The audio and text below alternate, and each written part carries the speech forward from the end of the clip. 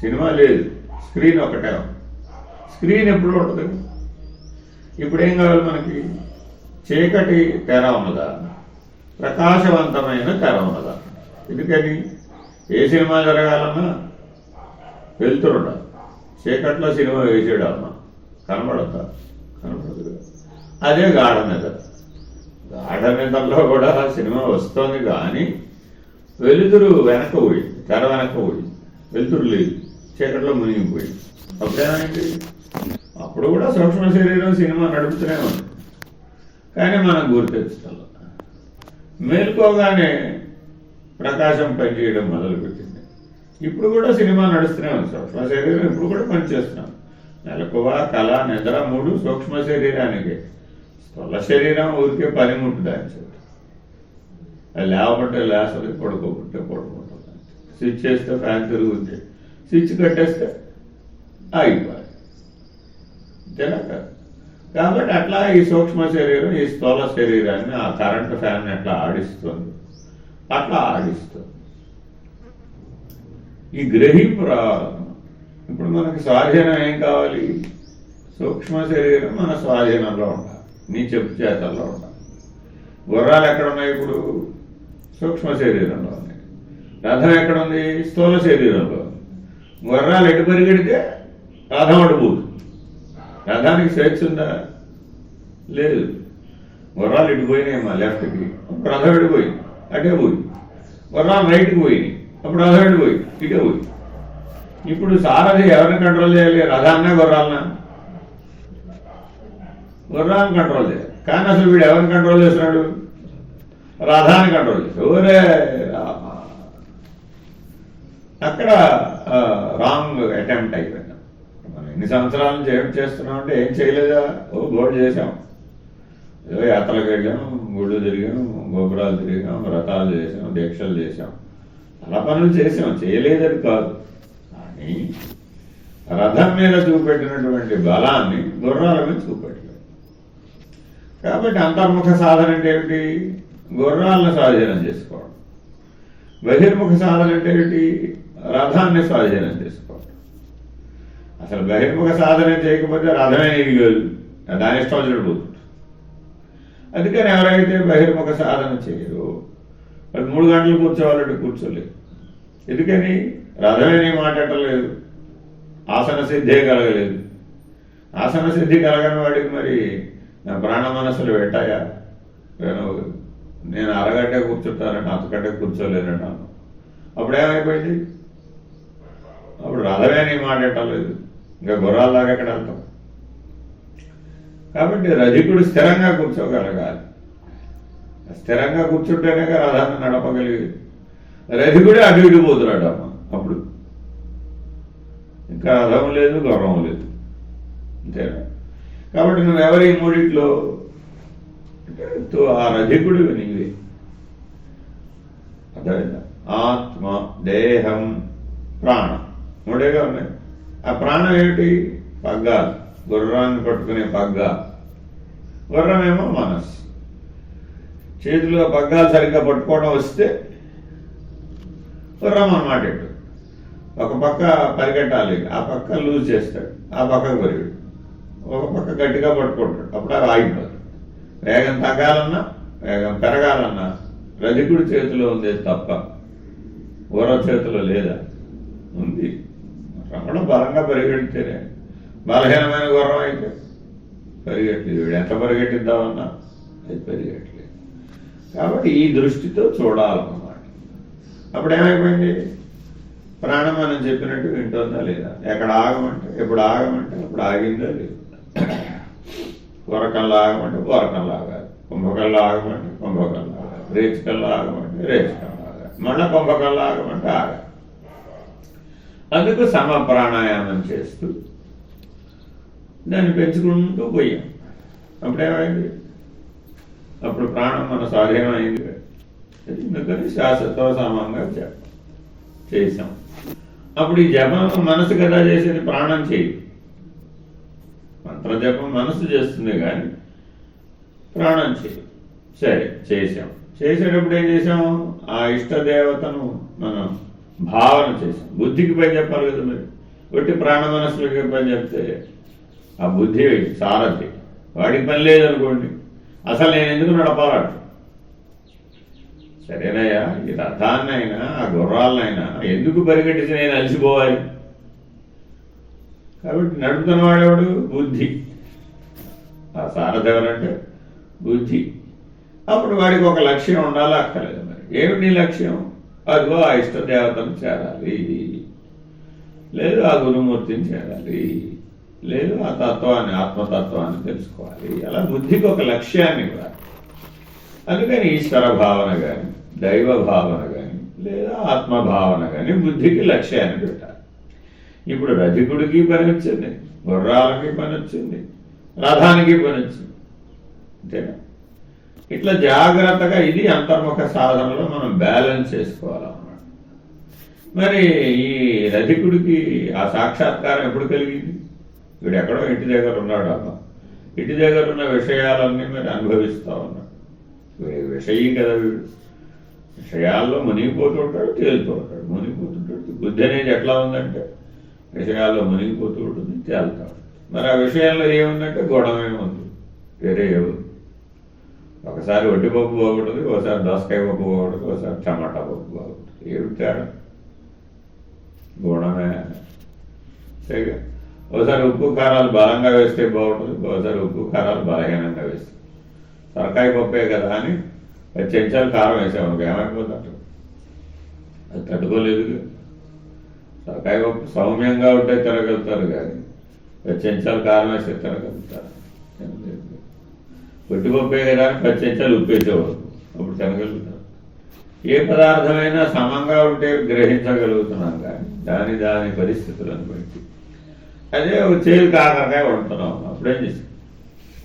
ఆ చేదుని డామినేట్ చేసేటంత ఉప్పు కారం వేసేసి, లేదా మధురం వేసేసి, పులుసు బెల్లం వేసేసి, అప్పుడేమైపోయింది? చేదు కాకరకాయ, చేదు దోసకాయ, అలా చేదు చాలా ఉన్నాయి. ఆ చేదు వస్తువే అయినప్పటికీ అది గుర్తించడానికి వీలైనంతగా తెగిపోయి మిగిలినవి డామినేట్ చేసి. సో నాలుగు మీద ఉన్నంతసేపట్లో చేదు తెలీదా? తెలుస్తుంది. కానీ ఈ లోపల మిగిలిన రుచులను ఆస్వాదిస్తూ దాన్ని మింగేసిన తర్వాత ఇంకా తెలియదు. ఎందుకని అంటే మరి అది ఆరోగ్యానికి అవసరం. అందుకని మరి ఆ చేదు వస్తువులు అలా కూడా మనం తినేస్తాం. మరి మానవుడు తెలివైన వాడేనట్టు కాదు. అయ్యో, తెలివి లేనివాడైతే 6 రుచులను ఎలా మేనేజ్ చేయగలుగుతాడు? ఇంద్రియాలు తన ఇష్టం వచ్చినట్టు నడపటంలో విషయానుభవం కోసం. మరి తెలివి లేనివాడు అనడానికి వీలేదు. ఎందుకని? జన్మతహానే బుద్ధి కలిగినవాడు, వివేకం కలిగినవాడు, విచక్షణ కలిగినవాడు, విస్తృతమైన జ్ఞానం కలిగినవాడు ఎక్కడి దాకా వెళ్ళగలడు. అన్నే నియమించడం కష్టం. మిగిలిన జీవులను కట్టేసినట్టు మానవులను కట్టేయడం కుదురుతుంది? కుదరదు. కానీ తన స్వరూప జ్ఞానం వైపు ఈ బుద్ధి ఎందుకు తిరగడం లేదు అన్నది ప్రశ్న. ఎప్పుడైతే దృశ్యంతో ముడిపడిపోయిందో అప్పుడు తనను తాను తెలుసుకునే శక్తిని కోల్పోయింది. ఆ రథికుడు తన స్వరూపాన్ని తెలుసుకోగలిగిన శక్తితో పుట్టినటువంటి వాడైనప్పటికీ తన స్వరూపమైనటువంటి ప్రకాశాన్ని గుర్తెరగటం లేదు. వాడి స్వరూపం ఏంటంటే ఒక చైతన్యం ఒకటే. బుద్ధికి స్వరూపం చైతన్యం. ఎందుకంటే చైతన్యం యొక్క మొదటి ప్రతిబింబం బుద్ధి, ప్రత్యేగాత్మ యొక్క మొదటి ప్రతిబింబం బుద్ధి. ప్రత్యేగాత్మ స్వరూపం ఏమిటి? ప్రకాశం, చైతన్యం. సచ్చైతన్య జ్ఞాన ప్రకాశ ఆనంద లక్షణాలే ప్రత్యేగాత్మ యొక్క లక్షణాలు. మరి తన స్వరూపాన్ని గుర్తెరగవచ్చు కదా. ఇక్కడే ఉందమ్మా, ఇక్కడ ఉంటే నేను గుర్తెరగటల్లా. ఏదో మెసేజ్ వచ్చింది, ఏదో వెలిగింది, దాని మనం చేసుకోవచ్చు. చేస్తున్నప్పుడు మనం ఎలా ఉన్నాం? మన దృష్టిని ఆకర్షించిందా లేదా? ఆకర్షించేదిగా. అప్పుడేంటి? ఇది బుద్ధి, ఇది నువ్వు అనుకోకసి. మరి ఇప్పుడు ఇది పని చేస్తుందా, పని చేయట్లేదా అంటే చేస్తుంది. పైన యంత్రం, బుద్ధి కూడా ఒక యంత్రమే. నువ్వు పనిచేస్తేనే అది పనిచేస్తుంది, నువ్వు కదిలితేనే దానికి ఏమైనా ప్రయోజనం. తన స్థితిలో తాను పనిచేస్తే యంత్రం ఎప్పుడు తన స్థితిలో తాను పనిచేస్తుంది. కరెంట్ కనెక్షన్ ఇచ్చేసామమ్మా, ఫ్యాన్ తిరగడానికి ఫ్రిడ్జ్ పనిచేయడానికి సంబంధం ఉందా లేదా? సంబంధం ఏముంది? ఫ్యానే, ఫ్రిడ్జ్ ఫ్రిడ్జే. కరెంటు లేకపోతే రెండు పనిచేయాలి.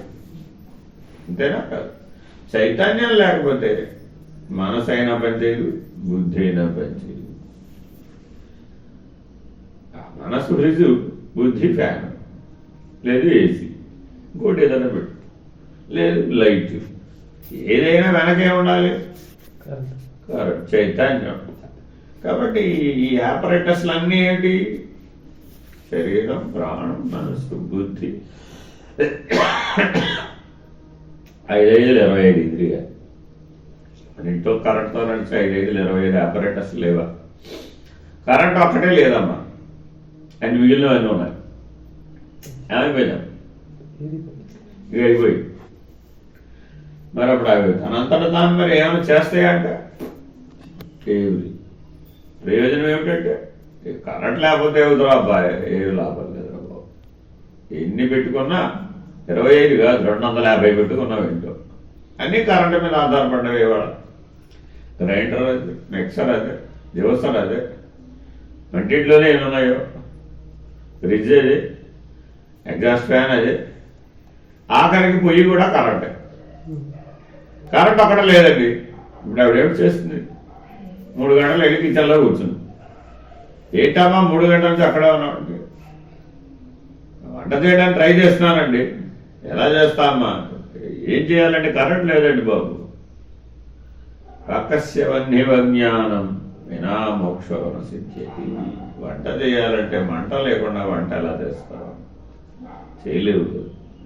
అలా మంట లేకుండా వంట ఎలా చేయవు? జ్ఞానం లేకుండా మోక్షం ఎలా వస్తుంది? రాదు లేదు.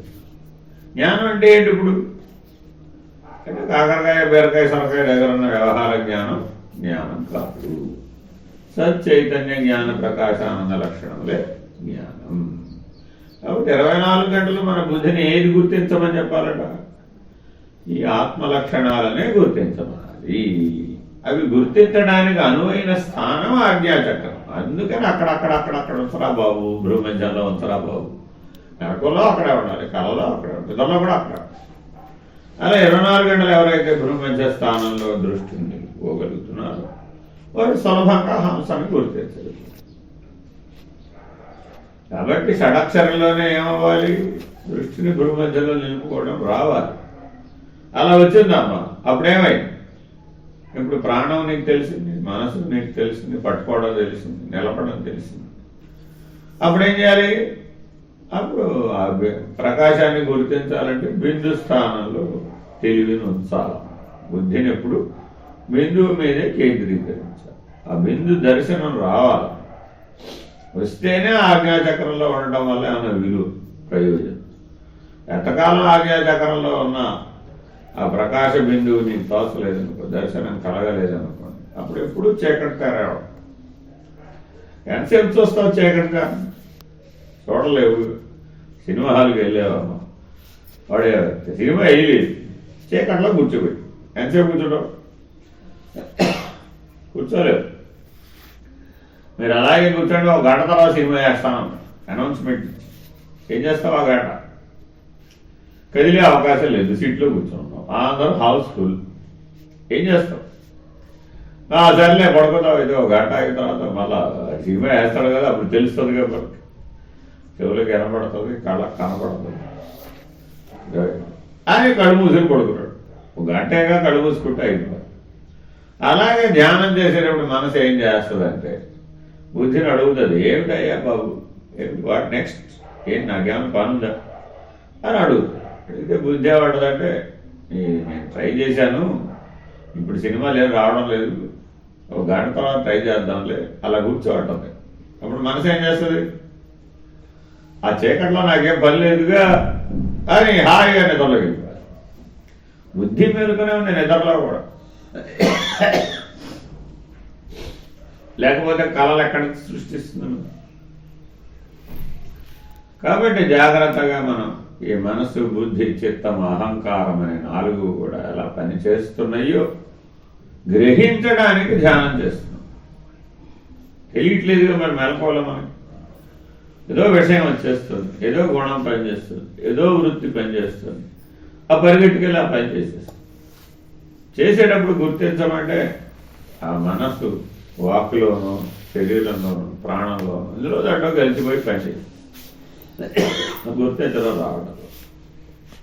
అందుకని అన్ని పనులు విరమించి అన్ని కట్టకట్టేసి ఇంద్రియాలని కట్టకట్టి మూటగట్టేసి కాళ్ళు కట్టేసి కళ్ళు కట్టేసి చేతులు కట్టేసి ప్రపంచం అంతా హాయిగా నిద్రపోతా ఉంటుంది. ఆనందంలో నిద్రపోవడం. మనమేమో 3ంటికి లేచి 4ంటికి లేచి 2ంటికి లేచి 1 గంటకు లేచి ఎప్పుడు మనకు వస్తాం. ఇలా కుస్తీ పట్టి నష్టం ఏం లేదు దానివల్ల. ఏమైనప్పుడు దానివల్ల అది చీకటి ధర లేకపోతే ప్రకాశమా లోపల ఏముంది అని గుర్తుపెట్టే ప్రయత్నం చేసి ఎప్పుడైతే నీకు ప్రకాశ దర్శనం కలుగుతుందో అది నేను కదా. ఎవరు చెప్పక్కర్ల బుద్ధికి. ఎందుకని సహజంగా ఉంది బుద్ధి గ్రాహ్యం అతీంద్రియం. ప్రకాశం నేను ఆయన తన స్వరూపాన్ని తాను గుర్తిస్తుంది. దాని పనే అది. అప్పటిదాకా చెయ్యాలి. చేస్తే ఏమైంది ఇప్పుడు?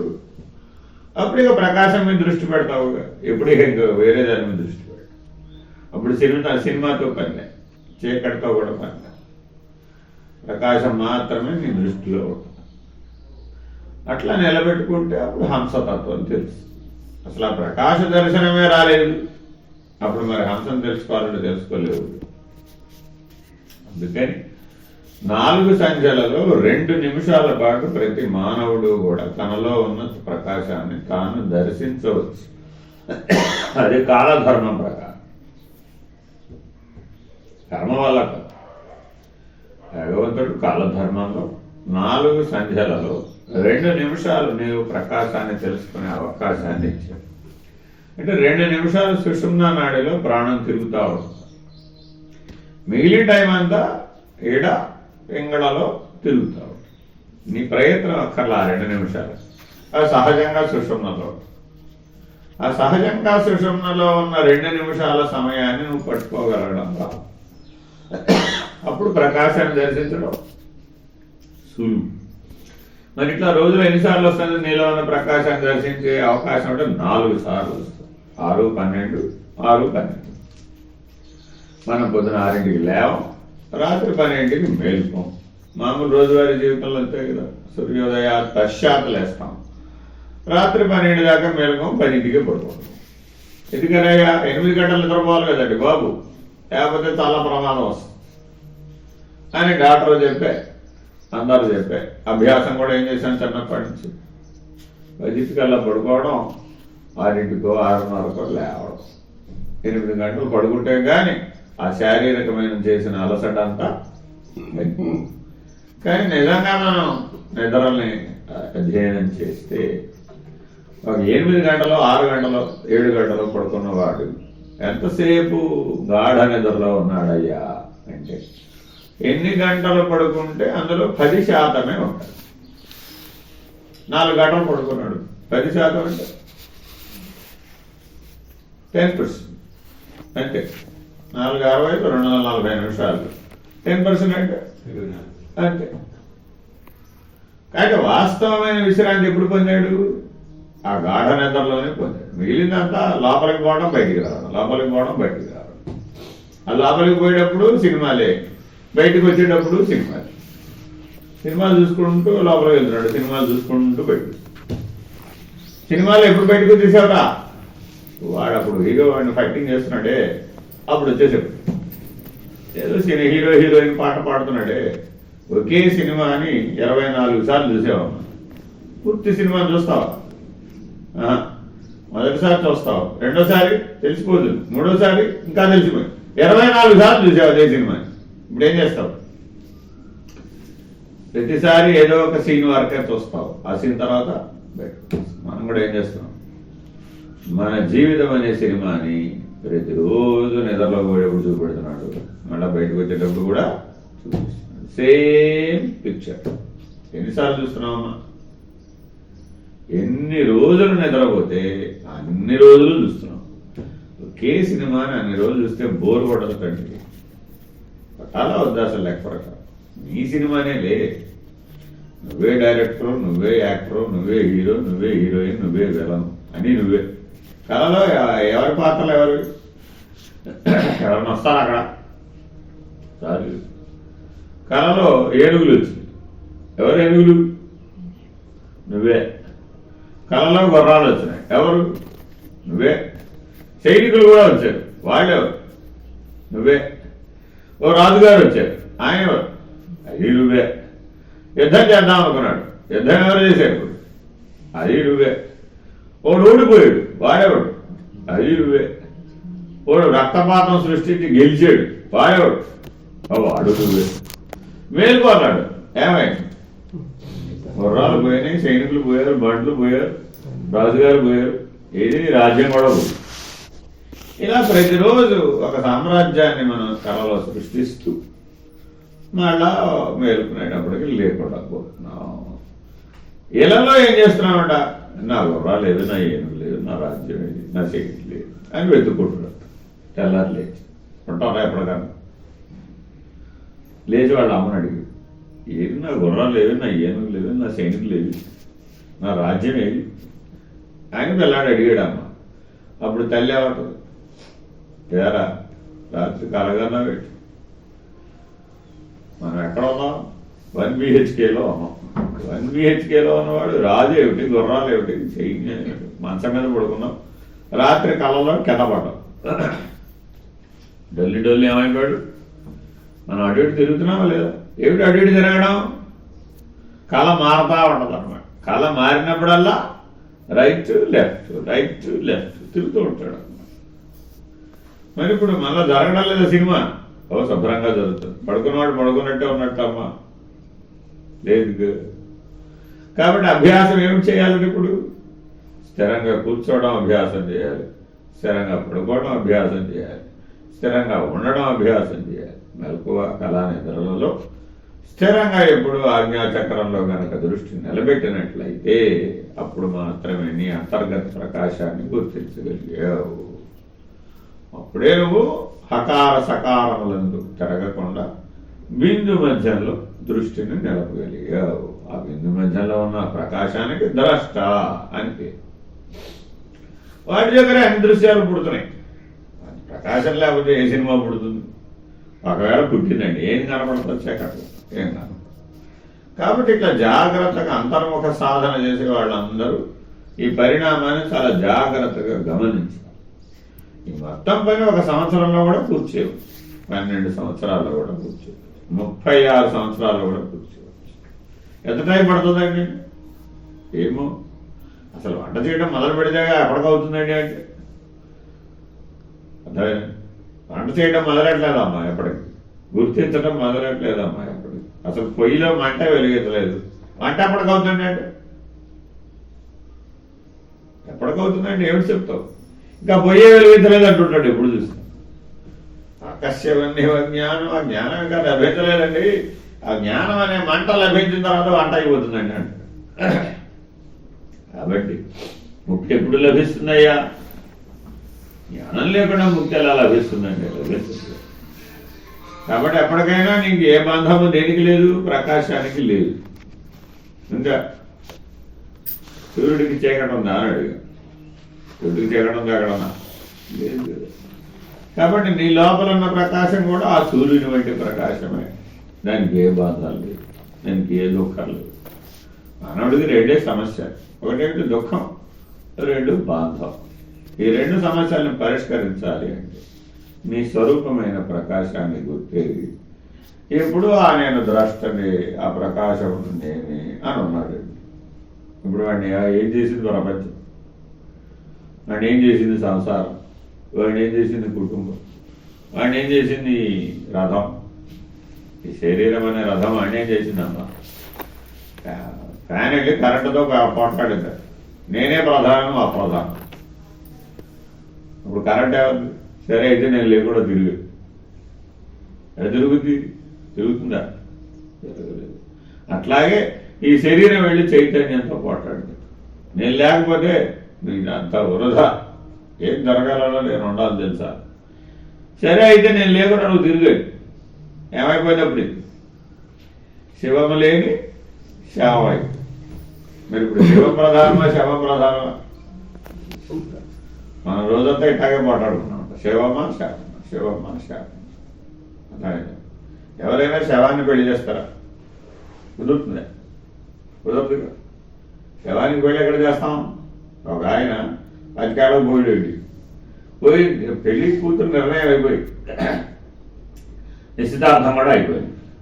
ఈ మధ్యలోనే పోయాడు. ఇప్పుడు ఆయన పెళ్లి చేయాలి వద్దా?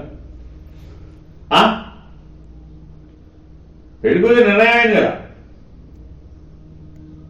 శవానికి ఇచ్చి ఎక్కడ పెళ్లి చేస్తామండి అంటారా లేదా? మరి శవ ప్రధానంగా జీవిస్తున్నామా, శివ ప్రధానంగా జీవిస్తున్నామా? చూడండి, జీవించేటప్పుడు ఏది ప్రధానమో అది కదా మనం పట్టుకోవాలి. చైతన్యం కదా ప్రధానం. ఆ చైతన్యం లేని ఈ శరీరం, అచేతనమైన ఈ శరీరం శవమే కదా.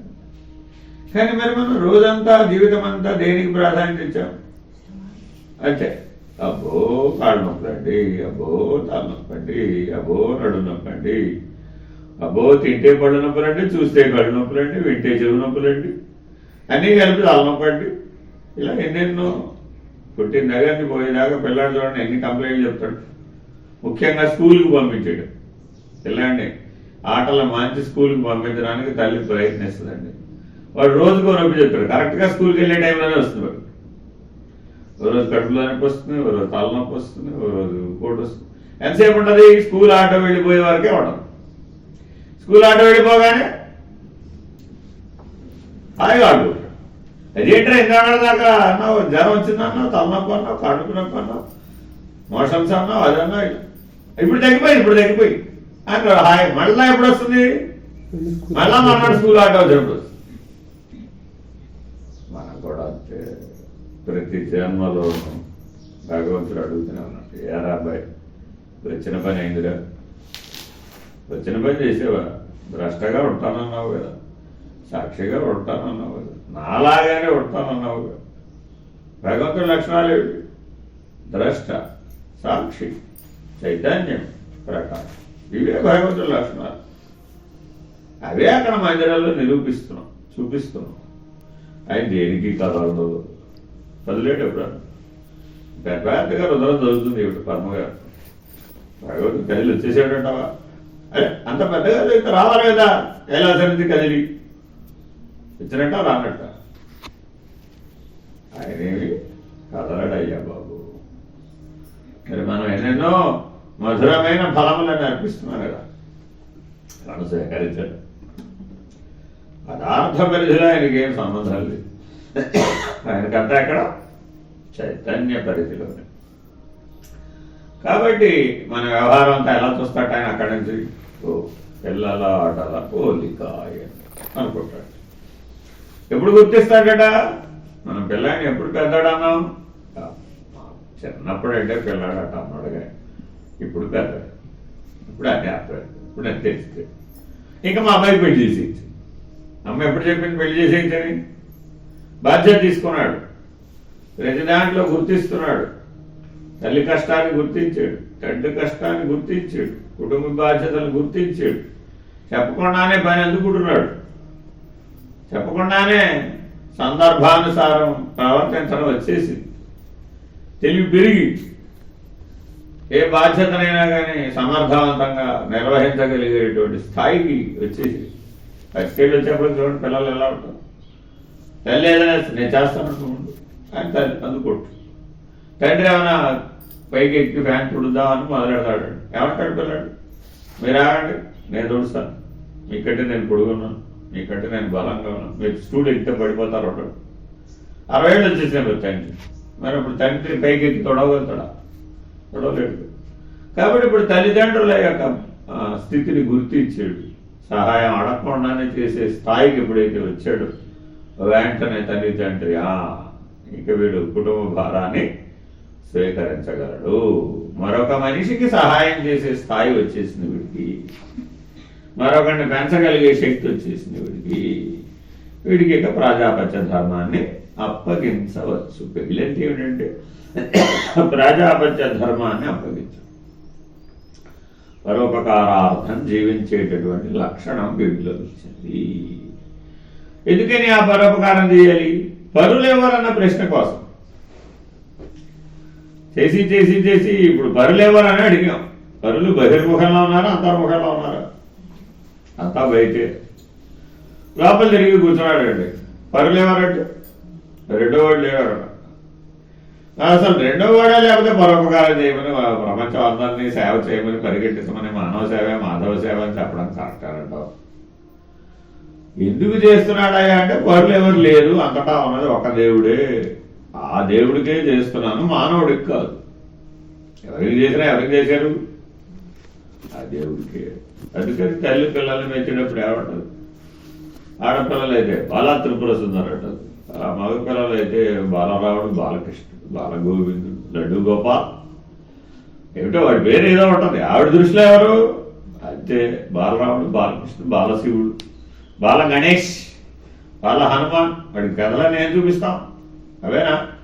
వాళ్ళ ఆ దేవుళ్ళందరినీ తన పిల్లల్లో ఆరోపిస్తుంది. నిజంగా వాళ్ళు వాళ్ళేనట? అదే కాదో తెలియదు ఆవిడికి, తెలుసు. కానీ ఆవిడ భావంలో ఆ పిల్లాడికి చేస్తున్నానని అనుకోదు, ఆ దైవానికే చేస్తున్నాను. తండ్రి మరి పిల్లల్ని పెంచుతున్నాడుగా. ఎవరు వేసినావయ్యా? మా రావుడేనండి, మా కృష్ణుడేనండి అంటే. ఎవరి రావుడయ్యా? కృష్ణ ఎక్కడ రావుడయ్యా బాబా? యోధులో ఎక్కడో త్రేతాయుగంలో రావుడు. మా రావుడు అంటే పెట్టి నాకు మా రాముడే. మనం రాముడు, కృష్ణుడు, శివుడు, అమ్మవారిని ఎంతగా ఒప్పేసుకున్నామంటే మన కుటుంబ సభ్యులే. నేనే వాళ్ళ కుటుంబ సభ్యుడు. అసలు ఈశ్వర కుటుంబంలో భాగం ఉంది. మనలో భక్తి ఎంత పాతుకుపోయిందయ్యా అంటే ఇన్సెపరబుల్. వాళ్ళని తీయడం కుదరదండి. ఎంతో ప్రయత్నించారు బ్రిటిష్ వారి రాముడి, కృష్ణుని మరిపించారు. వాళ్ళ వాళ్ళు కాదు. ఈశ్వరుని మరిపిద్దామనుకుంటే చాలా ట్రై చేశారు. అన్ని దేవాలయాలు భగ్నం చేశారు, బదులు కొట్టారు, ఏనేనో చేశారు. కానీ ఆల్రెడీ వాడు మన కుటుంబంలో కలిసిపోయి ఉన్నాడే, మనలో కలిసిపోయి ఉన్నాడే. మనం ఆల్రెడీ ఒప్పేసుకున్నాం, నేను శివస్వరూపుణ్ణి అని స్వరూపంలోనే ఒప్పేసుకున్నాం. మరి నేను అదే ఉన్నానని ఒప్పేసుకున్నామని ఎవడన్నా ధీమానని చూద్దాం. రక్తంలో అణువునా కలిసిపోయింది భక్తి మనకి. అందుకని భారతదేశంలో నుంచి భక్తిని వేరు చేయడం ఎవరి వల్ల కాదు. అందుకనే సనాతన ధర్మం ఏ పునాది మీద నిలబడిందంటే భక్తి అనే పునాది మీద నిలబడి. దానికి ప్రమాదం వచ్చింది, కమ్యూనిజం, నాస్తికత్వం. భక్తి మతం అనేది మత్తు, భక్తి అనేది మత్తు అంటాడు. ఎన్ని చెప్పినా భోజనం లేకుండా ఆకలి తీరుతుందా? తీరదు కదా. ఎన్ని చెప్పినా భక్తి లేకపోతే మానసిక వేదన తగ్గదు. మనసుకు మంది ఏమిటంటే భక్తే. వేరే మందు పనిచేయద్దు దానికి, అంతే. ఆ భక్తి అనేది మందురా బాబు. అదేస్తే మనసు ప్రశాంతం. లేకపోతే ఓ నానా కంగారు, నానా యాగి ఏమైపోద్దో అని కంగారు. అది ఒకసారి వచ్చింది అనుకోండి, ఇప్పుడు స్థిరంగా కూర్చుంటుంది. మీ పిల్లాడికి 104 జ్వరం వచ్చిందమ్మా, ఏం చేస్తారు? హాయిగా ధ్యానం చేస్తారు. హాయిగా ధ్యానం చేస్తావా? అమ్మో ఏమైపోతావు అనే కంగారు లోపల వచ్చిందండి, ఇప్పుడు చెయ్యి ధ్యానం చేస్తావా? నీకే 104 జ్వరం వచ్చిందమ్మా, హాయిగా ధ్యానం చేస్తావా? చెయ్యవా? ఏ ఏమైపోద్దు అనే కంగారు. ఒక్కసారి భవిష్యత్తుకి సంబంధించిన కంగారు వచ్చిందండి, ఇంకా చూద్దాం స్థిరంగా, ఇంకా కూర్చోలేదు. అంతేనా కాదు? ఆ పర్యటన చూపెట్టుకో. తేడా వచ్చింది. ఎక్కడ తేడా వచ్చింది? రథంలో తేడా వచ్చింది, గుర్రాల్లో తేడా వచ్చింది, రథాన్ని నడిపేవాడిలో తేడా వచ్చింది, బుద్ధిలో తేడా వచ్చింది. ఈ రథాన్ని నడిపేవాడు వెనకాల ఒక మహారథి, అతిరథి, యుద్ధం చేసేవాడు వాడు ఉన్నాడు. వాడెవడు? వీడు నడిపితేనే వాడు వెళ్ళేది. నువ్వు ఎక్కడికి పోతే ఆ సాక్షి కూడా అక్కడికే వెళ్ళాడు. వాడెవడు? ఈశ్వరుడు. వాడు ఎప్పుడు పడితే అప్పుడు వాడు సీన్లోకి, టైం వచ్చినప్పుడే వస్తాడు వాడు. కాబట్టి జాగ్రత్తగా మనం ద్రష్ట అనే నిర్ణయంలో ఉండి తనను తాను తెలుసుకోవాలి. ఆ ఈశ్వరుడికి నాకు భేదం లేదు. ఎట్లా లేదు? ఆ ఈశ్వరుడు ప్రకాశమే, నేను ప్రకాశం. ఆ ఈశ్వరుడికి ఉన్న లక్షణాలు సత్, చైతన్య, జ్ఞాన, ప్రకాశ, ఆనంద లక్షణాలే.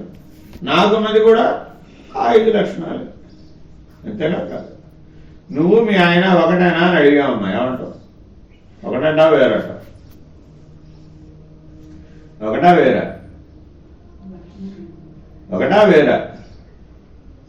కొత్తగా పెళ్ళైన వాళ్ళని అడిగామనుకోండి, ఏమంటారు? వేరు వేరు అంటారు. అదే 10 ఏళ్ళు 30 ఏళ్ళు 40 ఏళ్ళు కలిసి జీవించారమ్మా. ఇప్పుడు అడిగాం 60 ఏళ్ళ షష్టి పూర్తికి అడిగాం, ఏమమ్మా నువ్వు మీ ఆయన ఒకటా వేరు వేరా? ఏమంటారు? ఎలా ఒకటమ్మా?